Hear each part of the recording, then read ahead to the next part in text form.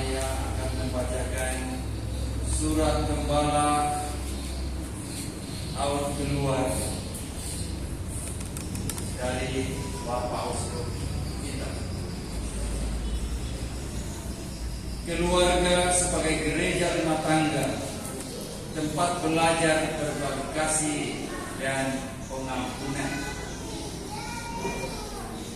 Para ibu dan bapak, saudara-saudari yang budiman, para pastor, suster, bruder, frater, kaum muda, remaja dan anak-anak, seluruh umat Keuskupan Padang yang terkasih dalam Kristus. Pada pesta Santo Yusuf tanggal 19 Maret yang lalu, tepat 5 tahun diumumkannya seruan apostolik sukacita kasih, Paus Fransiskus mencanangkan tahun keluarga. Tahun keluarga ini ditutup dalam pertemuan keluarga sedunia di Roma pada tanggal 22 sampai 26 Juni 2022 hari ini.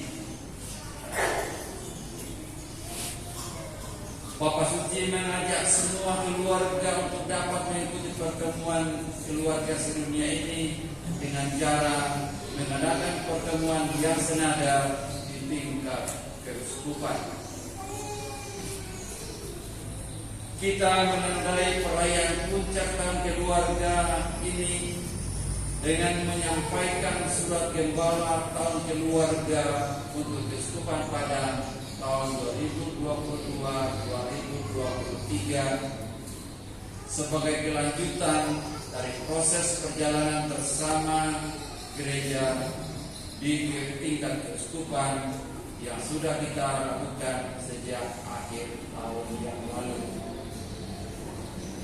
Proses sinode lokal di tingkat keuskupan yang kita buka pada tanggal 17 Oktober 2021 dengan surat Gembala menyongsong sinode para uskup 2020-2023 sudah kita tutup bersama secara meriah dalam perayaan Misa Krisma dan pembaruan janji imamat pada tanggal 19 Mei yang lalu.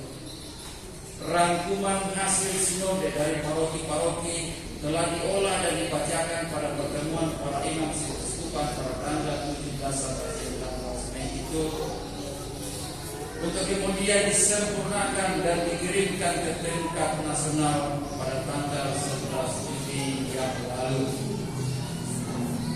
Masa pandemi yang sudah berlangsung lama tidak menghalangi antusiasme umat Keuskupan Padang dalam menyambut baik ajakan Paus Fransiskus untuk menghidupi kenyataan gereja yang berjalan bersama. Rangkuman hasil sinode tingkat keuskupan menunjukkan fokus perhatian utama yang jelas pada pastoral keluarga Katolik yang sangat penting, karena keluarga adalah akar dari hidup gereja dan masyarakat. Saya ulangi, keluarga adalah akar dari hidup gereja dan masyarakat. Pastoral gereja domestik, gereja rumah tangga harus menjadi panggilan untuk berjalan bersama para gembala dan seluruh komunitas gerejawi dengan keluarga Katolik dalam seluruh permasalahan hidup rumah tangga mereka yang kompleks. Oleh karena itulah kita berkomitmen untuk melanjutkan refleksi tahun keluarga yang telah dimulai sejak tahun lalu itu. Kita, para gembala dan umat bersama-sama mau menjadikan momen terakhir pertemuan keluarga sedunia ke-10 di Roma itu sebagai titik tolak refleksi bersama mengenai keluarga untuk 1 tahun ke depan sampai berakhir pada pesta Santo Yoakim dan Santa Ana, orang tua Santa Perawan Maria tanggal 26 Juli 2023. Saudara-saudari yang terkasih, dalam kitab suci keluarga ditampilkan tidak hanya keindahannya, tetapi juga dengan semua kelemahannya. Kitab suci berbicara tentang keluarga dengan sangat terang-terangan. Sukacita dan dukacita, kegagalan dan keberhasilan, kegelisahan dan kepuasan, kesulitan dan keharmonisannya. Semua ini dikisahkan dengan cara sederhana tetapi mendalam. Suami istri, orang tua, anak-anak, dan orang-orang lanjut usia dilukiskan dalam hubungan kekeluargaan antara mereka yang sibuk menanggapi tantangan kebebasan manusiawi. Mereka dipanggil kepada tanggung jawab, dan justru karena itu sering juga dikuasai oleh konflik tak kunjung usai antara yang baik dan yang jahat. Injil memberikan kesaksian bahwa penjelmaan Allah Putra terjadi dalam konteks dan dalam keseharian satu keluarga. Putra Allah menjadi manusia dan menghidupi sebagian besar dari keberadaannya di dunia bersama dengan orang tuanya dan tunduk di bawah asuhan mereka dalam ketersembunyian di satu kampung yang tak dikenal banyak orang, Nazaret. Yesus tidak berbeda dari anak-anak lain atau dari tukang-tukang kayu setempat di mana dia hidup. Bagi orang-orang sekampungnya, Yesus hanyalah si tukang kayu, anak Maria, saudara Yakobus, Yusuf, Yudas, dan Simon. Bacaan pertama dan Injil yang baru saja kita dengarkan mengungkap tema panggilan terkait dengan keluarga. Nabi Elisa bin Safat dipanggil pada waktu sedang membajak, sempat membuat pesta perpisahan dengan keluarga yang dicintainya. Ia minta izin kepada Elia, biarlah aku mencium ayahku dan ibuku dahulu, lalu aku akan mengikuti engkau. Dibandingkan dengan sikap Elia kepada Elisa, jawaban Yesus memberi kesan lebih keras lagi. Pada calon pengikutnya yang mohon pamitan pada keluarga, ia berkata, setiap orang yang siap untuk membajak tetapi menoleh ke belakang tidak layak untuk kerajaan Allah. Akan tetapi yang dimaksudkan di sini, keluarga bukanlah sebagai penghalang. Keluarga justru dapat merupakan jalan pengudusan. Kisah ini mengundang kita untuk melihat ke depan, untuk menjawab tantangan yang ada di hadapan kita dengan optimis dan tegas seperti Yesus sendiri yang mengarahkan pandangannya ke Yerusalem sebagai tujuan urusannya. Sudah sejak usia 12 tahun ketika ditemukan orang tuanya di bait Allah, Yesus mempunyai sikap yang demikian tegas. Mengapa kamu mencari aku? Tidak kamu tahu bahwa aku harus berada di dalam rumah Bapakku? Kita tahu bahwa sebagaimana keluarga biasa, keluarga kudus dari Nazaret tidak bebas dari masalah. Namun mereka selalu tampil sebagai keluarga yang taat mendengarkan dan mencari kehendak Allah. Dalam suasana keluarga yang sedemikian, Yesus mengalami secara langsung kegembiraan dan kesulitan hubungan keluarga yang dihayati hari demi hari.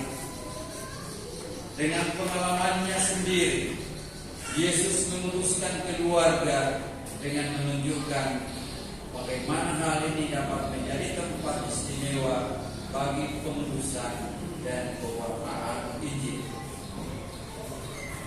Saudara-saudari yang terkasih, dalam pesannya untuk para pasutri, pasangan suami istri dalam rangka tahun keluarga, Paus Fransiskus menggarisbawahi doa, perhatian, dan kedekatan yang hangat pada keluarga-keluarga Katolik yang memang senantiasa ada dalam hati Bapa Suci.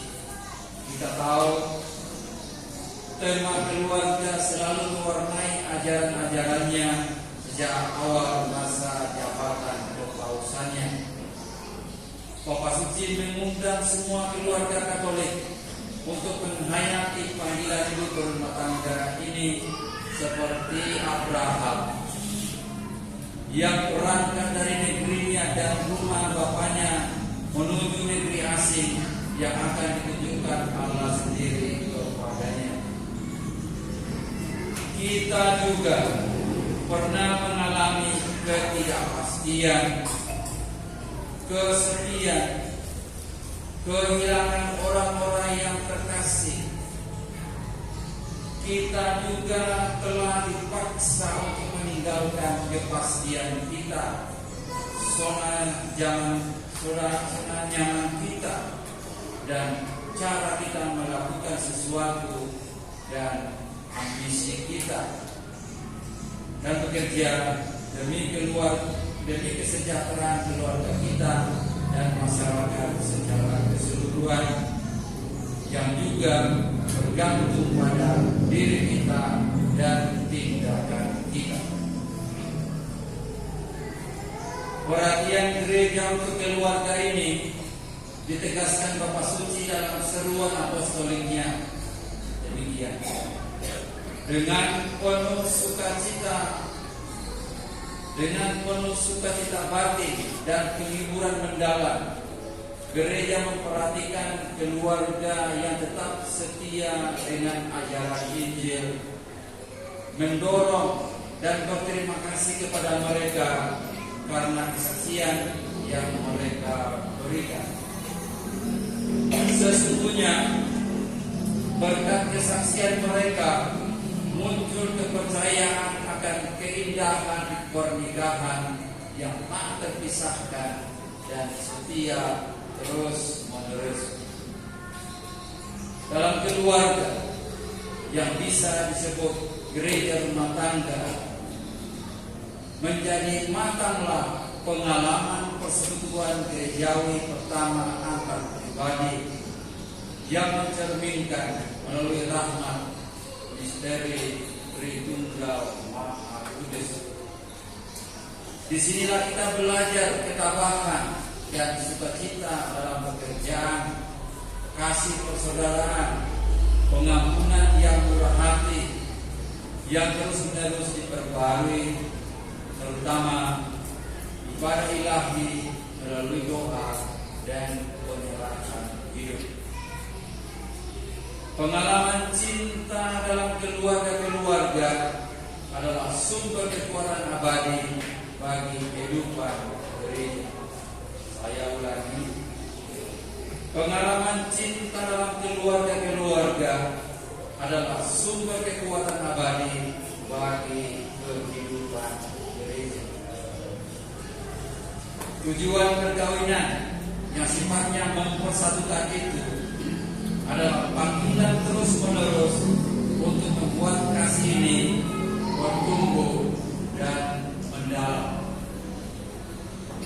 Melalui kesatuan cinta mereka, pasangan suami istri mengalami keindahan menjadi ayah dan ibu. Mereka berbagi rencana dan kesulitan, harapan dan keprihatinan. Mereka belajar saling menjaga dan saling memaafkan. Dengan gaya bahasa yang sederhana dan konkret, Paus Fransiskus mengajak keluarga-keluarga memandang secara realistis tetapi dengan penuh iman kehidupan banyak rumah tangga yang sempat terkena dampak pandemi.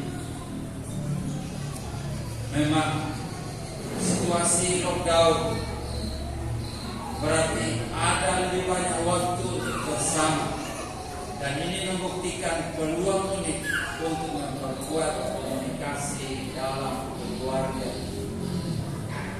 Bapak Suci mengakui bagi beberapa keluarga atau pasitri, kondisi keterpaksaan hidup bersama selama karantina sangat sulit. Permasalahan yang sudah ada sebelumnya diperparah. Kondisi itu menciptakan perselisihan yang dalam beberapa kasus menjadi hampir tak tertahankan. Saudara-saudari terkasih, kita juga diajak untuk memberi perhatian kepada kaum muda yang makin sulit mendapatkan pekerjaan. Harus diakui, dunia teknologi yang makin dipacu perkembangannya dengan pandemi adalah dunia kaum muda ini. Akhirnya, tak kalah penting, kita diundang untuk memberi perhatian kepada orang-orang lanjut usia yang semakin merasa sendirian dan kesepian, karena sesungguhnya tanpa kakek nenek dan kaum lansia ini tidak ada masa depan bagi kita. Oleh karena itu, bersama Bapak Suci yang mendorong para keluarga pasutri Katolik untuk semakin aktif dalam gereja, terutama dalam pelayanan pastoral keluarga, saya juga mengajak semua gembala umat untuk mengembangkan pastoral kehadiran di tengah-tengah keluarga. Tanggung jawab bersama untuk perusahaan gereja menuntut agar para keluarga, para pasutri, dan para pelayan tertabis, terutama para uskup, bekerja sama dengan cara yang bermanfaat dalam merawat dan memelihara gereja rumah tangga. Salam belas kasih. Tuhan memberkati kita semua. Titus Rubianto Solehin, Uskup Padang.